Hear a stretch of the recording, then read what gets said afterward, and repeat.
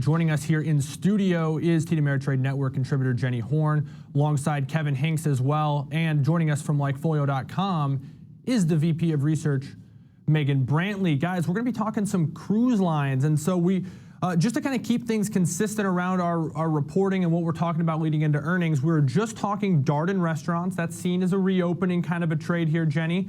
Cruise lines are certainly seen as a reopening trade, but we talked about Darden being 20% higher from where it started 2020. CCL, which is going to be in focus here for this segment, is down 45%. So this is truly a reflection of kind of the shutdowns and the potential reopening.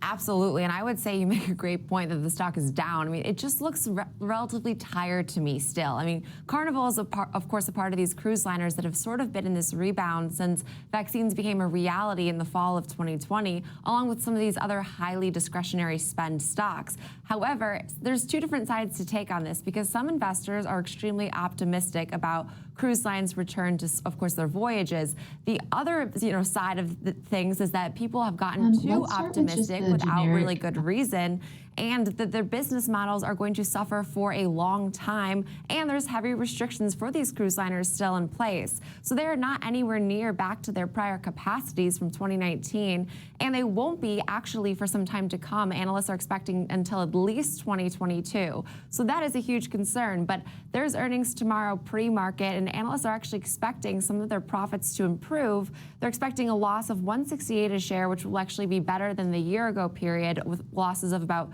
$3.03 a share, but on revenue that is expected to come in at $129 million, which would be a decline of over 80% year over year. So, that is of concern. And they're also expected their cash burn to be about approximately $550 million per month. So that is no small number. Now, the biggest plus, of course, is that they have plans to get their ships sailing again. And their booking volumes in the first quarter, the prior quarter, doubled from the previous quarter. So there is still this degree of uncertainty. However, they are making the steps in the right directions. It's just, how long will this be prolonged? So our first tweeter today sort of talks about the concern that most people have when boarding a cruise ship. So our first tweeter today says, 2 passengers aboard the first fully vaccinated cruise ship in North America have now tested positive for COVID-19. So obviously, this would be, you make passengers hesitant to then board a cruise, and I don't really feel like I see the same kind of noise in regards to airlines. I kind of feel like airlines seem like a necessary, mode of travel. Cruise lines being solely leisure, it seems like if you risk possibly getting COVID-19, so many people would say, I'd rather just not do it. So that is a concern. But our next tweet is a little bit more positive, takes a more bullish approach to this, which says, this time is coming. I have zero doubt about it. Patience will pay. Carnival is a long-term hold for me with no plans on selling until end of the year. The CDC has until July 2nd to respond. Regardless, I think next week we should see some price action for sure. So, Megan, I am very curious because we've been talking retailers which have, interesting comps, to say the least, because say like in Amazon, of course, it's how do you compare it to your comps from last year when the pandemic was sort of surging? Now, cruise liners, Carnival specifically, has much better comps because, of course, last year they were shut down completely. So there is that degree of optimism because really it seems like they sort of hit their low point. Now they've been in a rebound. But I know on a quarter-over-quarter basis they're growing. It's just now comparing to 2019 levels. That does remain the concern, correct? Yeah, you're exactly right. And I think that the first thing to do when we're looking at this is we looked at the entire trend of people, are people willing and ready to return to cruises? Do they want to cruise again? And you can definitely see these mentions starting to return. We have these demand mentions of people saying, I just booked a cruise or I'm about to book a cruise. Those are up about 52% quarter over quarter, and that's up about 15% year over year. However, this is still significantly lower than those 2019 levels, just like you indicated. And so those are about 49% lower versus 2019. And so then once we know this general trend, demand's returning, maybe not as high as pre-COVID yet, we look at the big players in the space. And you can see this chart displays, the purchase intent growth, or not purchase intent, the mention growth for Carnival versus Royal Caribbean cruise liners, and then also those consumer happiness levels. And one thing I'll note is that you'll see that consumer happiness levels for both of them are pretty high, almost 80%. So this is a more than 20% improvement versus last year. So this is really positive. It shows that consumers are, they are starting to trust these cruise lines again, right? This is the sign of optimism, I think, from consumers. But you can see a little bit of outperformance from Royal Caribbean, at least in the near term, and what we're looking at. You can see them further to the right on this scale. And so that's something to be aware of. I think that we then, if you dive into Carnival specifically, especially since this is prior to earnings, we're previewing this earnings call, you can see that those mentions of booking a Carnival cruise are down about 17% versus 2019. So you've got some traction on a quarter-over-quarter basis, but we're definitely not completely normalized yet. And, we're starting to see this uptick, but it may not be as quick as investors may like to see. And so that's really what we're keying into now is this returning demand? How does that translate for Carnival? And, is this something that people are jumping on board because there are a lot of discounts being offered right now? And maybe that could impact, the total revenue that they're bringing in. I think there are just a lot of factors at play here.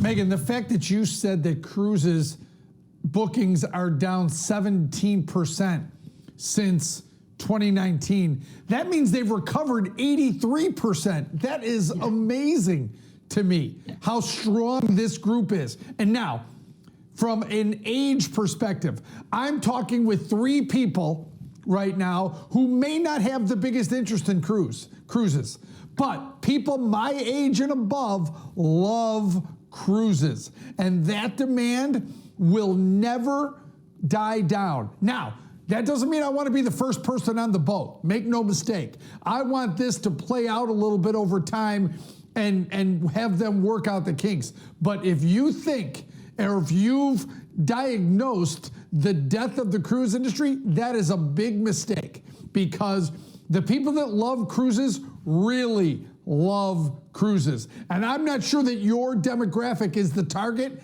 because I'm sure it isn't. But I think that the fact that these cruise lines have come back as much as they are, now they've got a debt burden, and they're gonna have interest costs, and they're gonna have cash burns. But the minute that this thing comes to full capacity, these things are gonna start spitting out money, and they'll recover. It may take a while, it may take longer than we think, but it's interesting. Here's my question though about your data, Megan. Yeah. You've got Royal Caribbean way up and to the right, which is extremely positive. You've got Carnival way high, up 80%, but down or close to unchanged. Now, is that there's a big price discrepancy between the price tags of these two areas. Is that because Royal's more of a luxury cruise liner, as Carnival is more of a common man's cruise liner? Is that what you're seeing in some of this data? Because demand, I think coming back 83% is enormously good news for these guys, Megan. Yeah, the sentiment for both of these, that's really positive. That's good for both companies here. I think that Royal Caribbean has a perceived quality advantage.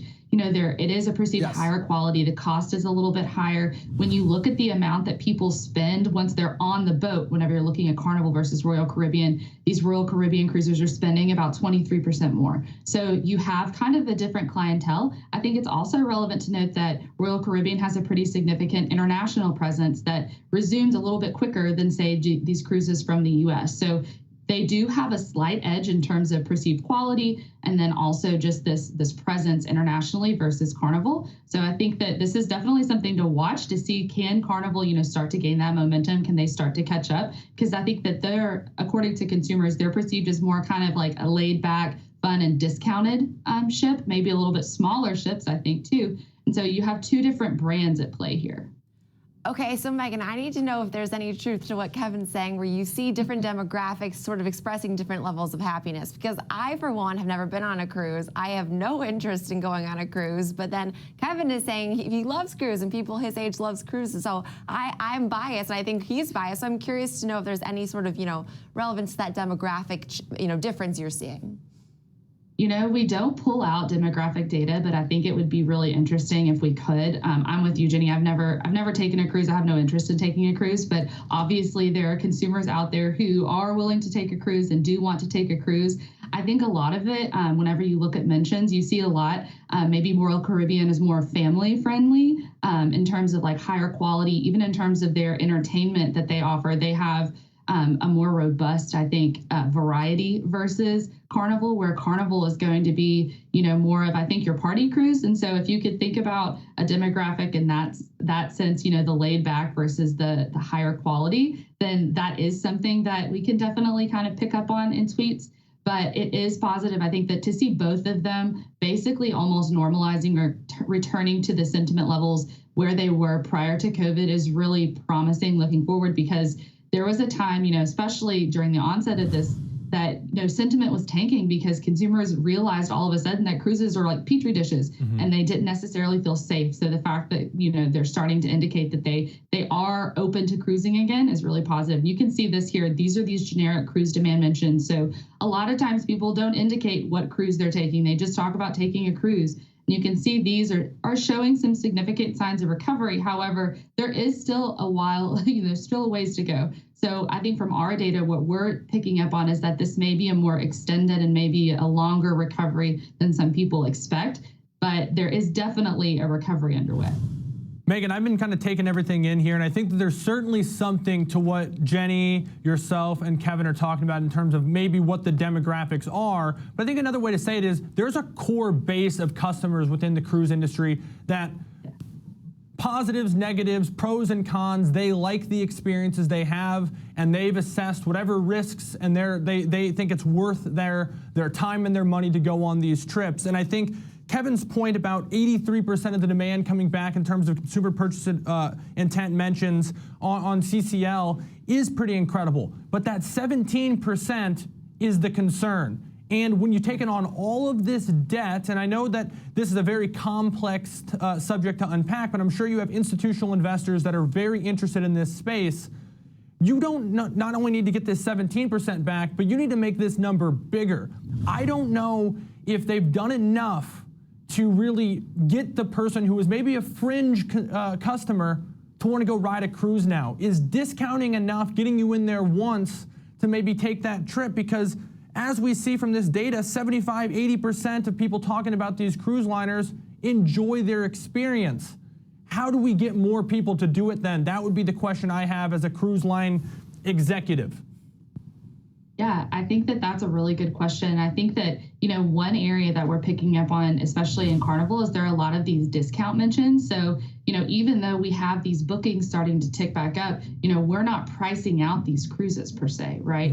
But there is this element of discounting now to entice these consumers to come aboard, which obviously they need people on these ships, right? They have to do this. But I think that there may be a little bit of an underwhelming sense in how much overall revenue that they're going to bring in because of this discounting that could be happening.